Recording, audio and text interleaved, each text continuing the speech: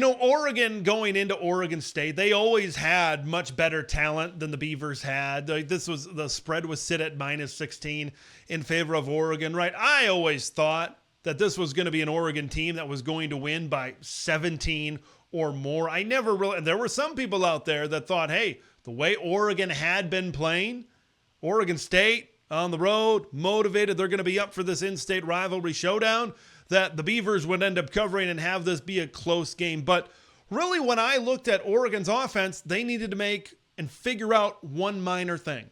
They needed to figure out the interior of the offensive line. And boy, did they figure it out against the Beavers of Oregon State. Now, they finally, I think, figured out the right combination up front. The offensive line, I think it's all about getting those guys in the right places and having one cohesive unit that works together and that gels well. And I think it's fairly obvious of what that unit is. All right, so you look at center, Iapani Lalulu, also known as Poncho up front. I think that's very important. You look at the left guard position with Nishad Struther as well at that position. You look at the other three spots, and those are where you have your returning starters.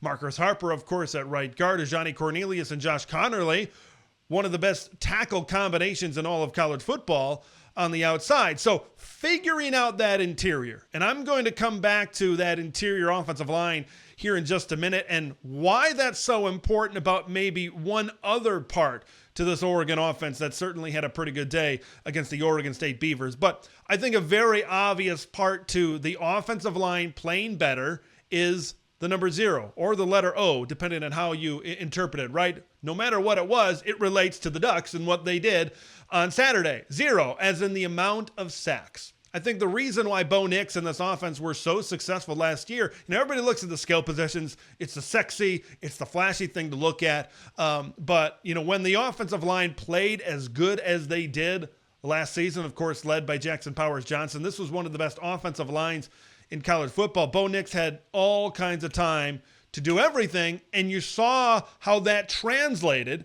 into one of the very best offenses in college football. You look at the first 2 weeks of the season against Idaho and against Boise State. Dan Lanning said it in his press availability, right? We're trying different combinations because of some injuries that we had, in fall camp and everything, and you could kind of see that they were just trying to figure it out. And Dylan Gabriel was still trying to figure it out. And he was on the move a lot. We'll talk about his mobility here in just a minute. But once they figured things out on the offensive line, it's very obvious that this was never going to be an Oregon program where this was going to happen for 12 games.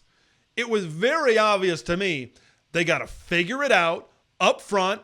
When they figure it out, Dylan Gabriel is going to have time to throw. And when Dylan Gabriel has time to throw, he is a Heisman Trophy candidate type of quarterback. It took him a long time to throw an incomplete pass. And we know all of the weapons that Oregon has on the perimeter and how dangerous that this offense can be. And you saw exactly that against Oregon State. Now, I'm not going to sit here and maybe overblow it too much because Oregon State, right? Oregon will play better defenses this season than Oregon State. But this is the performance that the Ducks needed to not only prove to us, what do they care about us, but really prove to themselves that they are once again one of the top offenses in college football. Let's circle back to the interior of that offensive line. Of course, the cohesive unit in pass protection, of course, is very important.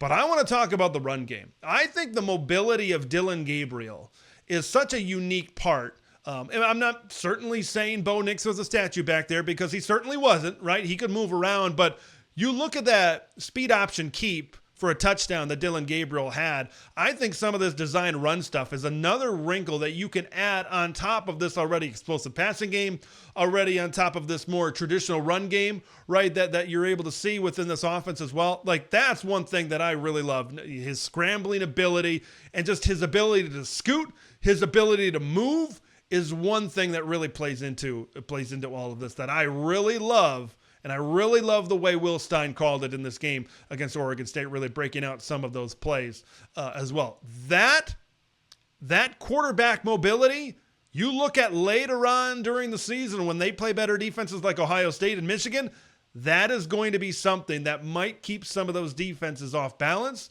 especially if it's called at the right time. That can be a backbreaker for some defenses as well.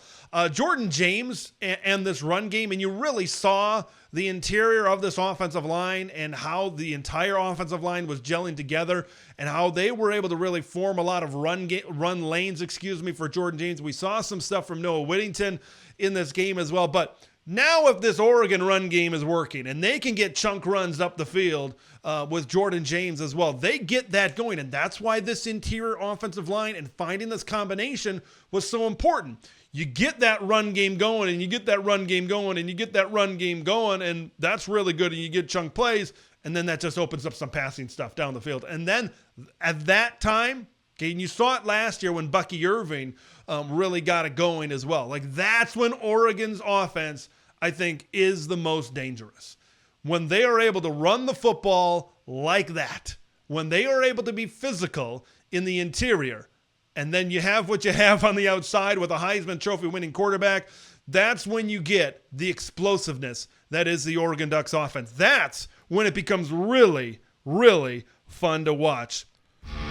Thanks for watching Big Ten Ted, where it's all Big Ten all year long.